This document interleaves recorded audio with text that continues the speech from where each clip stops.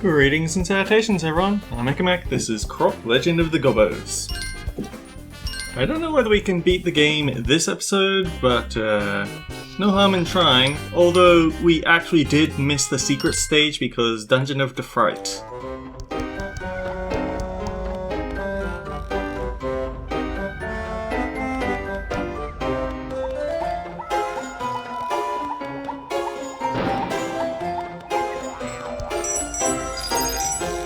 Because there is that one... I don't know why I did that, I would have gotten hit from it. But yeah, I meant because it has another one of those cauldron mini-games. It also has the shell game.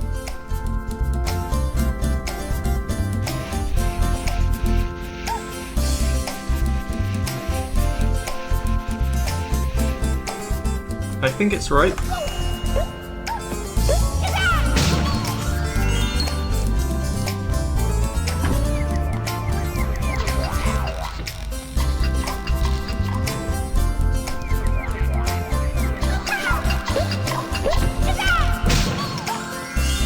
Second gobbo. This is where we might end up losing it because this goes on for way too long.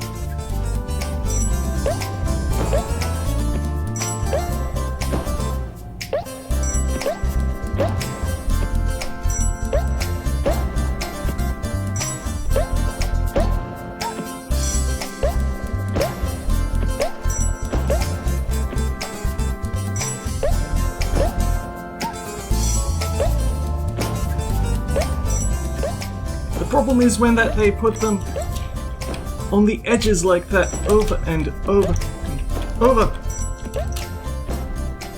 This is dirty and random.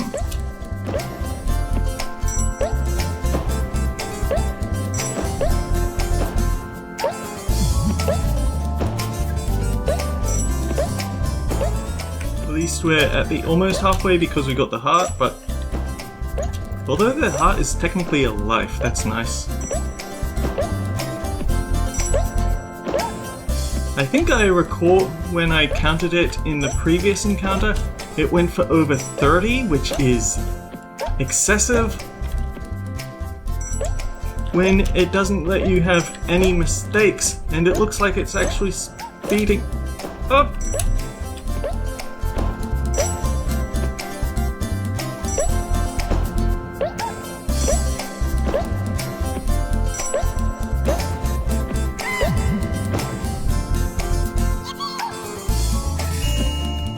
Okay, so with that out of the way, over here, we have this one again, like the sheep and...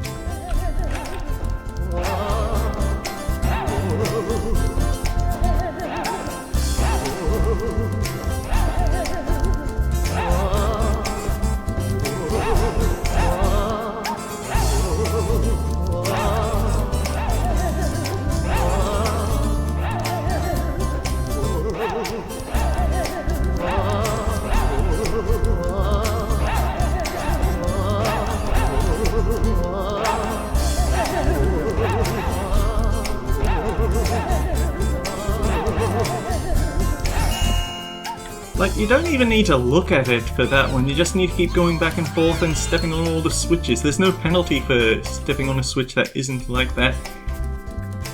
And yeah, I'm glad that they put... like... the thing is, the cauldron, I feel like should have been the first puzzle, so if that goes wrong, then we've got less to worry about, but eh. So then, I am 99% sure that the center is just the goal. Last time we went through the right, which has the terrifying robots in it. So we just push this guy over here.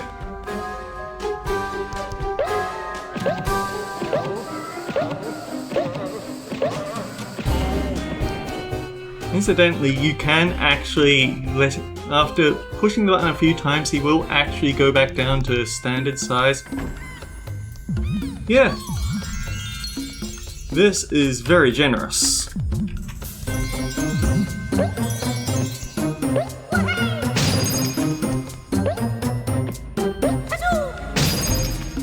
here's the thing. I've been enjoying this so far, but I feel like this isn't quite the definitive version of the game. And why did I do that? I was supposed to go through the crystal door, now I've got to go through this level again.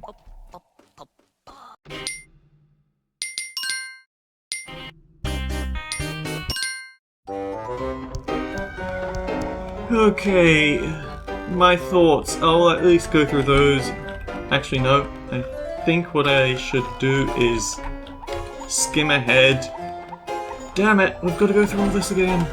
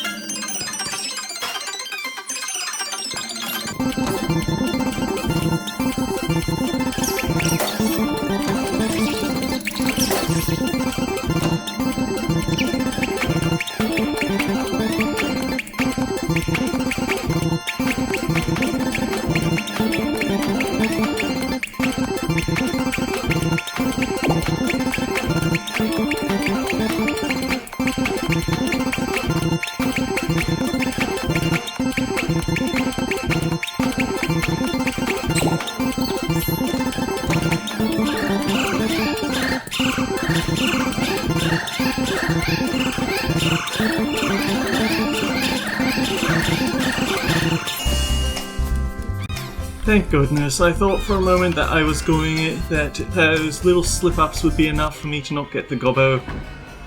Anyway, I am not going to show the middle room because I want to be done with this place, thanks. And this time I need to make sure that I get through the... Do not hit the gong! Mind you, the hearts do respawn, so you could always try rushing this level over and over to farm lives if you actually needed to farm lives.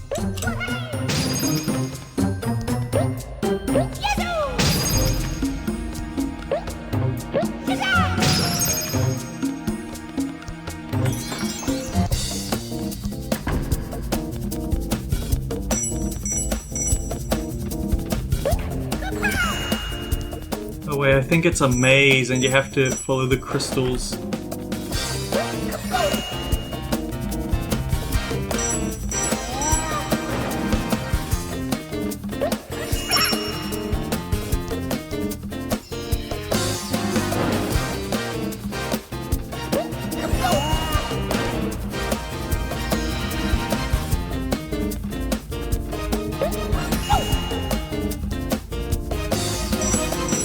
I guess it's not too much of a maze. Anyway, there's that 6th gobbo, so we can finally move on. Almost. We're actually going for the secret level now, so we're not quite there yet. But yeah, my thought from earlier... Ooh. That's a bit of a graphical hiccup. Smash and C is actually not that bad. It's gimmicky and not very difficult, but it's interesting.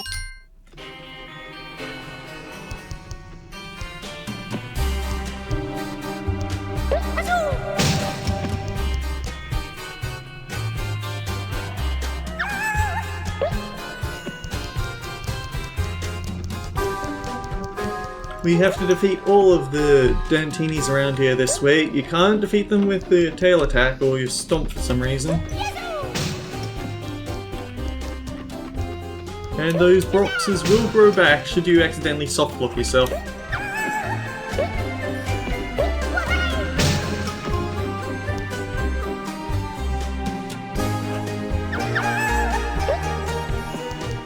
I gives us a key. So what I was saying before, I don't feel like this is a definitive edition of Croc. Because I feel like definitive edition is the version that has absolutely everything in it. And the thing is, this game doesn't. It's missing some audio. There's one little graphical hiccup that I shouldn't be so angry about, and yet I am kind of with the platforms.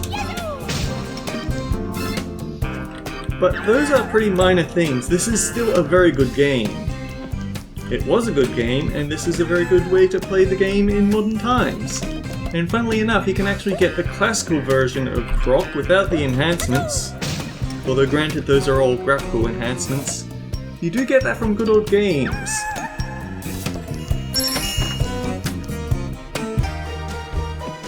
Also, we aren't getting any crystals.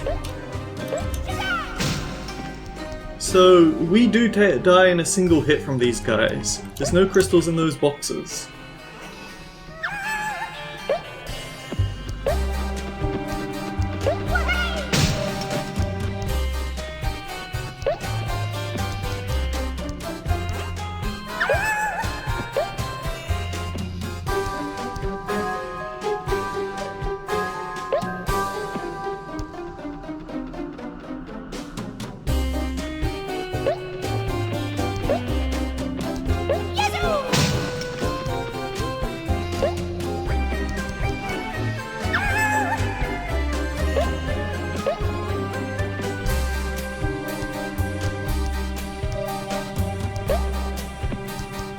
Okay, we're getting there.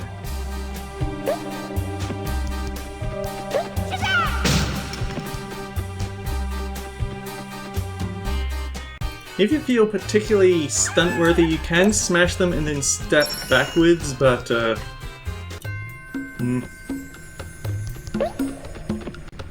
not exactly a high difficulty spike, is it? It's the same mechanic over and over. I guess they might have been running out of ideas.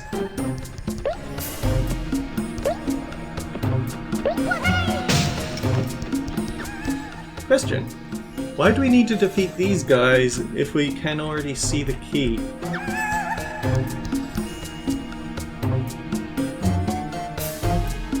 Huh.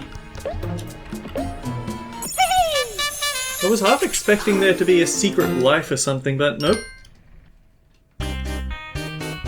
Anyway, Ballistic Meg's Fairway. From here on, levels are going to be a bit different. Each of them is going to feature a new type of undefeatable enemy, making platforming hazardous, shall we say. Well, actually not quite. I can't say undefeatable because one of them is actually able to be fought, but this one isn't.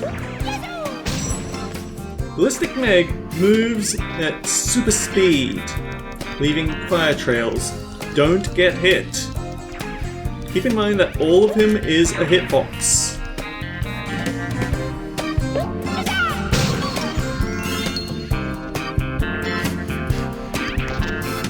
That hair can actually hurt you. Anyway, step on this switch, it flips this over. One side is smooth, the other side is spiky. Obviously one side is going to hurt you, and it's pretty clear which one that is.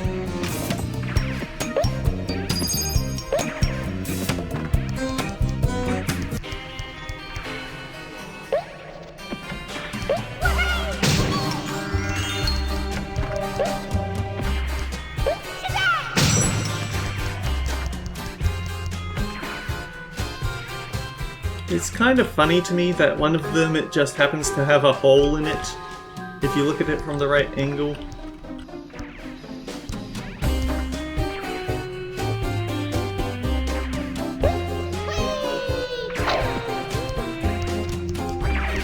So this is the part where I found out that his hair can hurt you, because he hit me with it once. This is not a good camera angle, please.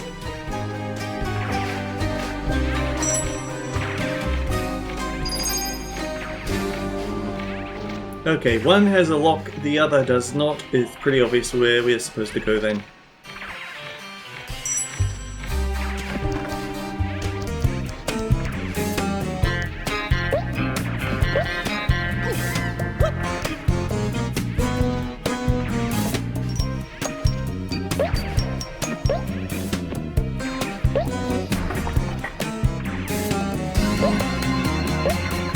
Huh? Why is there just a random torch hanging around? I don't remember that from the original Croc.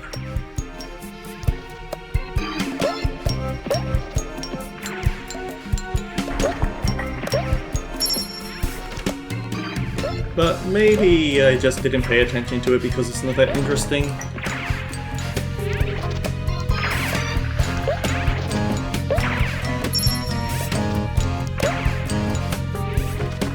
Just enough distance to make it.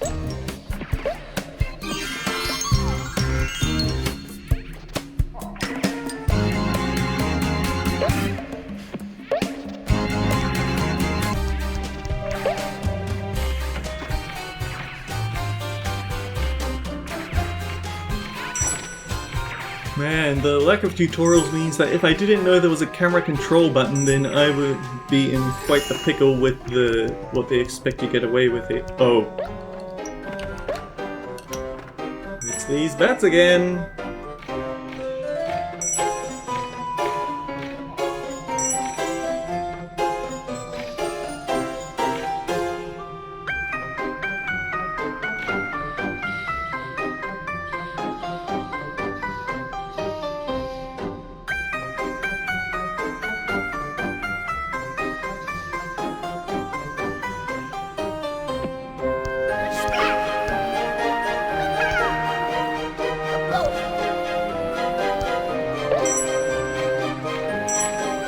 And now more hanging around waiting for that platform to come back.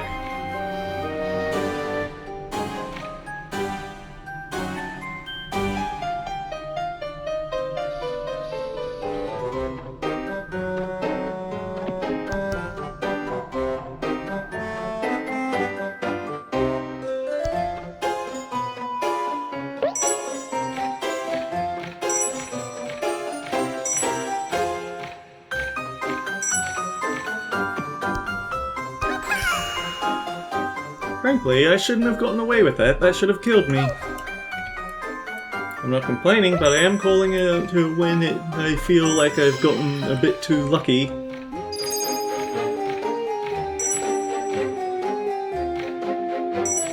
I guess this raises the question of whether I'd want to Let's Play Croc 2 sometime, because that's actually a lot easier to that'd be a lot easier for me to play. It's a lot easier for me to get access to it and all that. But maybe I'd want to wait for them to release a remaster of Croc 2. Oh boy.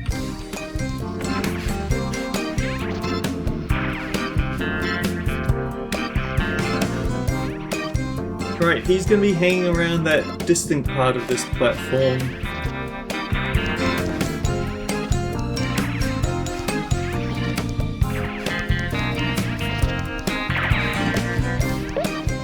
And has a really wonky hitbox, I guess.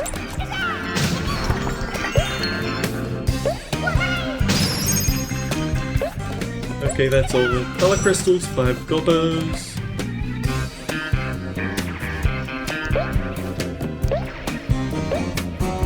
And more of these dang wrecking balls.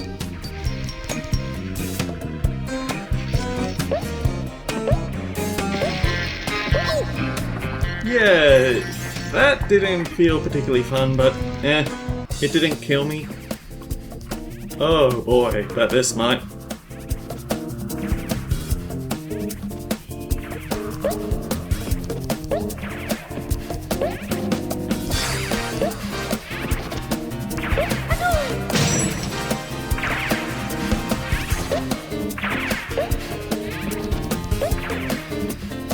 And it'll be the second one that has the gobbo, wouldn't it?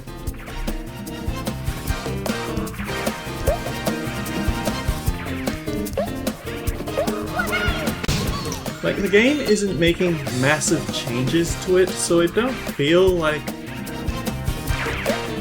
there's anything that a remaster would be worth waiting for. Because it's not really much of a remaster or a remake, it's just slightly polishing up the graphics. And only slightly. I think they're on a budget. Swipe Swiftly's Wicked Ride!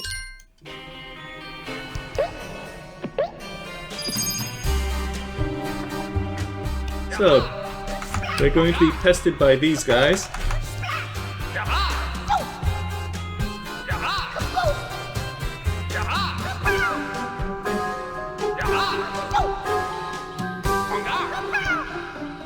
You can tell where they're about to come down from because there's tiny shadows.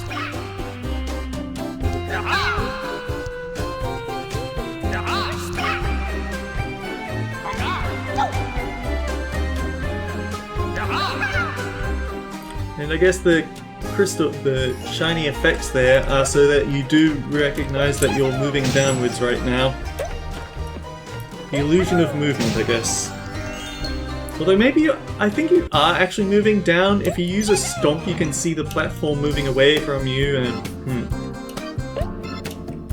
this is gonna be fun.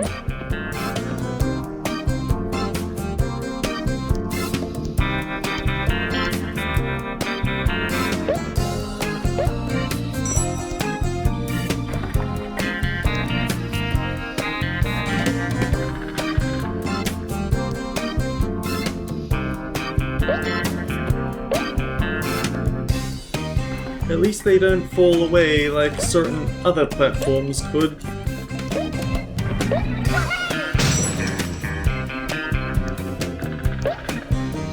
I was honestly expecting it to. I was just expecting, oh, it'll start shrinking away just like it did in the Fossley level.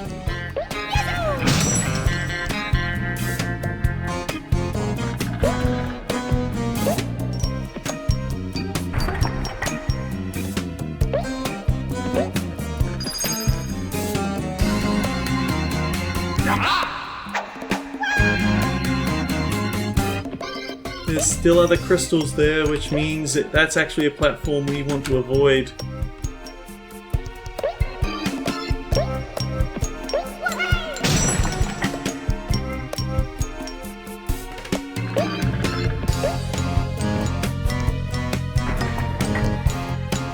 I bet you could speedrun by landing on those and then coming back on by landing on those from up there while they're up there. Land it down here and then jump on the platform and jump up to those ones there, but I don't feel like really testing that. Now here's the question.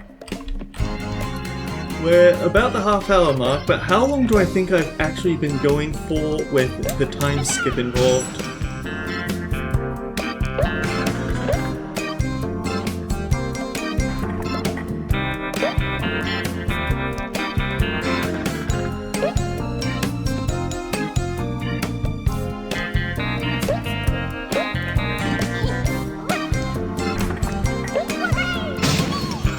That's mean, game. That's very mean.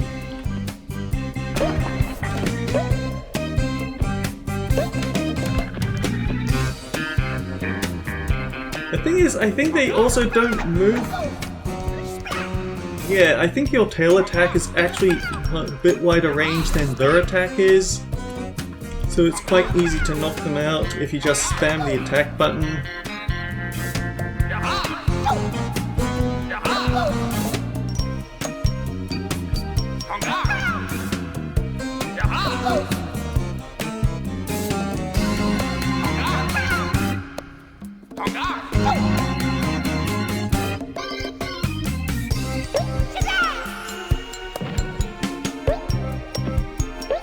It can be a lot of fun when you detect that you're near the end of that ride to just stomp and then see how far you fall.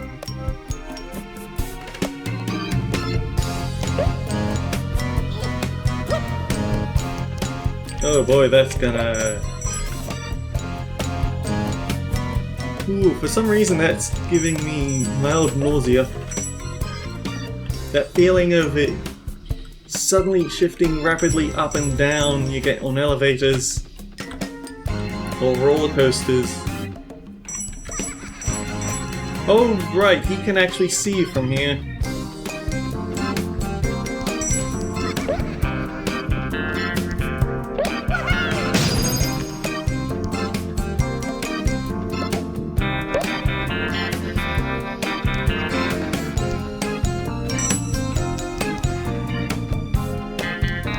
I think you might shoot me on the way up though.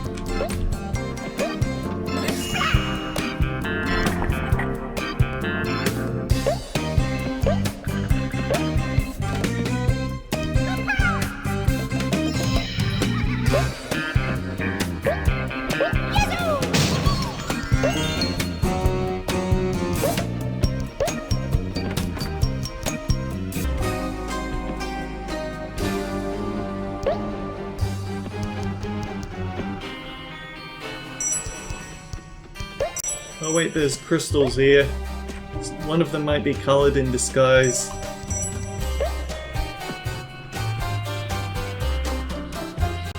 Yeah, I think we might have to cut this episode here.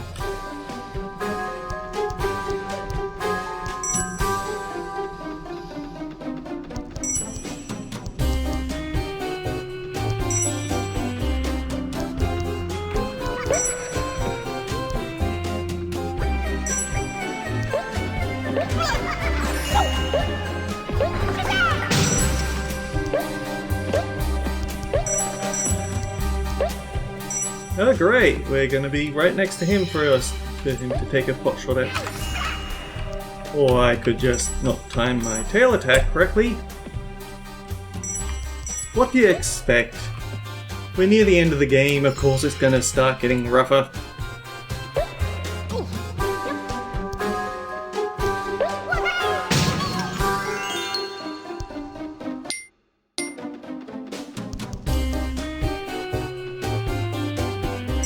Okay, he is way too far away to take pot shots at me at least.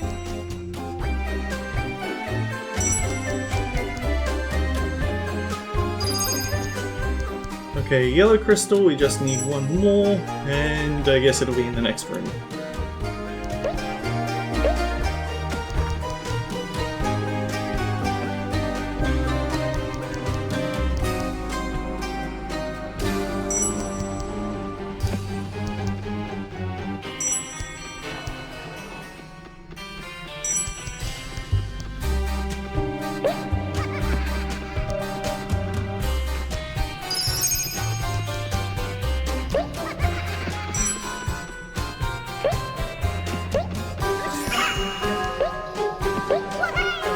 Croc has weird momentum with moving platforms and finding.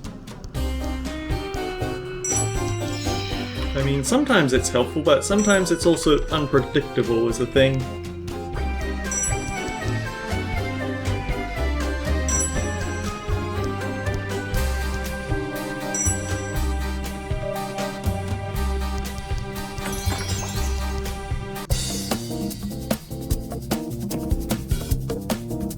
Oh, right.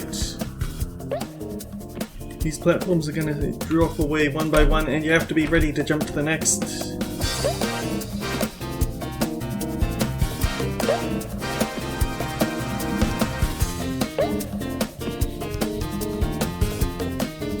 You know, bonus room music, because isn't this fun?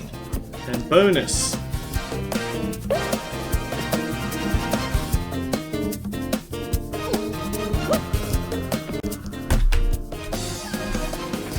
Nope.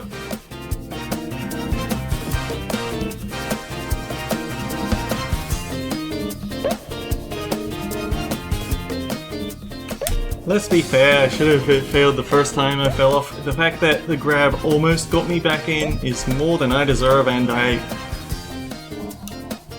misjudged.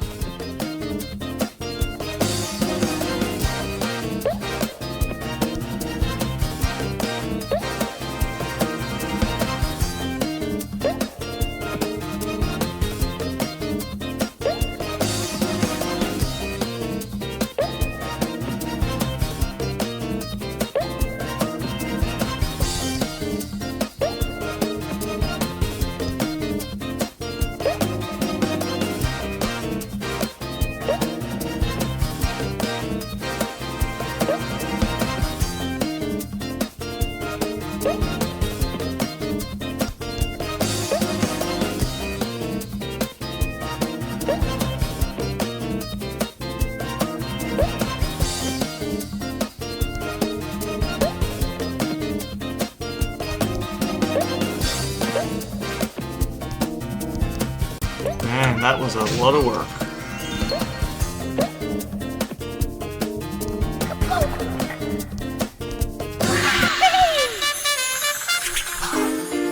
Alright, so I think that does actually make a half hour of recording time, so I guess next time we have Panic on Platform Pete's Lair. Until then, guys, take care. I'll see you all around. Anyway, the thing that I said about it not being Definitive Edition was the music. I think the PlayStation 1 music is superior, but they don't use it in the levels. They have it in the Crocopedia, but not the levels, and it's just so weird.